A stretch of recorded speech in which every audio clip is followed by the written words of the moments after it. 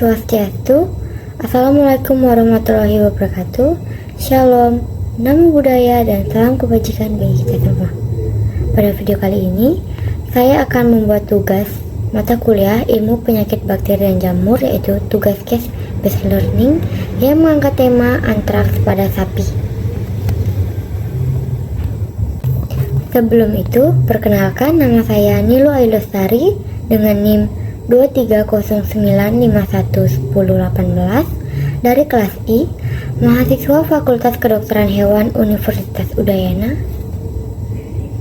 Latar belakang masalah, seorang peternak sapi mengalami penurunan produktivitas secara drastis setelah beberapa sapi di peternakannya menunjukkan gejala yang mengkhawatirkan.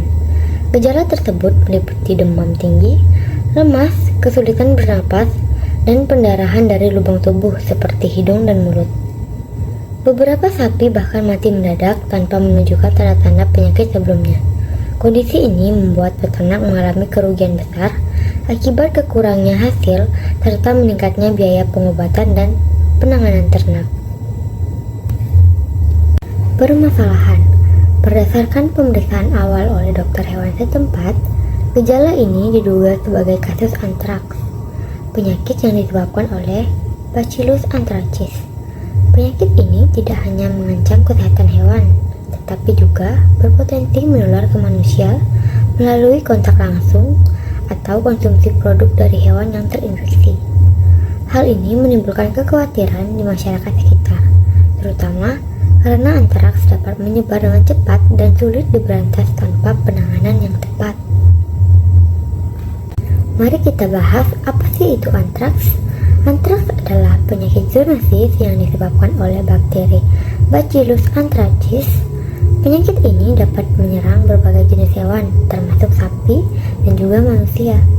Bacillus anthracis adalah bakteri gram positif yang dapat membentuk spora, sehingga mampu bertahan lama di lingkungan yang keras. Ada beberapa cara penularan antraks pada sapi. Yang pertama, kontaminasi pakan atau air. Spora antraks yang ada di tanah dapat mencemari pakan dan air. Yang kedua, menghirup spora. Spora dari tanah yang kering dapat terhirup oleh sapi. Yang ketiga, luka terbuka. Spora dapat masuk melalui luka atau goresan pada kulit sapi. Gejala antraks pada sapi. Gejalanya bervariasi tergantung pada jalur infeksi. Yang pertama, perakut, yaitu kematian mendadak tanpa tanda-tanda klinis sebelumnya. Yang kedua, akut, yaitu demam tinggi, kesulitan bernapas, pendarahan melalui lubang tubuh seperti mulut, hidung, dan anus setelah kematian. Lalu yang terakhir, subakut atau kronis, yaitu edema atau pembekakan, depresi, penurunan nafsu makan, dan juga diare berdarah.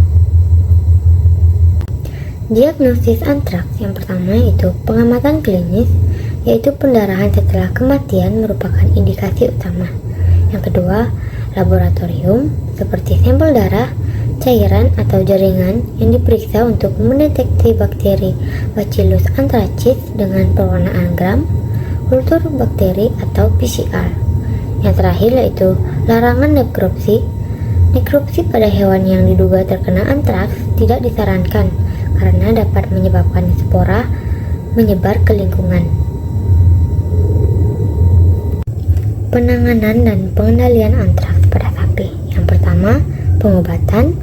Antibiotik seperti penicillin atau tetraxilin dapat diberikan pada sapi yang terinfeksi jika diagnosis sejak dini. Yang selanjutnya, vaksinasi. Vaksin Sterna strain dapat diberikan pada sapi di daerah endemis untuk pencegahan. Lalu, pengendalian lingkungan. Yang pertama itu membakar atau mengubur bangkai hewan yang terinfeksi dengan cara yang aman. Yang kedua, mensterilkan area yang terkontaminasi spora menggunakan disinfektan khusus. Dampak antraks. Dampak antraks pada ekonomi seperti kerugian akibat kematian hewan, pembatasan perdagangan, dan biaya pengendalian. Dampak antraks pada kesehatan masyarakat seperti sebagai zoonosis, antraks berisiko menular ke manusia, terutama mereka yang berinteraksi langsung dengan hewan atau produknya. Ada beberapa solusi yang dapat diberikan. Yang pertama, edukasi peternak. Kedua, penerapan vaksinasi. Ketiga, pengawasan dan karantina. Keempat, pengelolaan lingkungan. Kelima, kolaborasi dengan pihak terkait. Langkah-langkah ini dapat membantu melindungi kesehatan hewan, manusia, dan lingkungan, serta meminimalkan kerugian ekonomi akibat penyakit antraks. Kesimpulan dari pembahasan kali ini, antraks adalah penyakit zoonosis yang serius disebabkan oleh Bacillus anthracis yang dapat menyebabkan kematian mendadak pada sapi, serta menimbulkan risiko bagi kesehatan manusia. Penyakit ini mudah menyebar melalui spora yang tahan lama di lingkungan, sehingga memerlukan penanganan dan pencegahan yang ketat. Diagnosis dini, pengobatan yang tepat, serta langkah pengendalian seperti vaksinasi dan manajemen lingkungan sangat penting untuk meminimalkan dampak penyakit ini. Sekian pembahasan kita kali ini. Saya tutup dengan Santi Santi Santi Om. Wassalamualaikum warahmatullahi wabarakatuh. Shalom, namo buddhaya, dan salam kebajikan bagi kita semua. Terima kasih sudah menonton.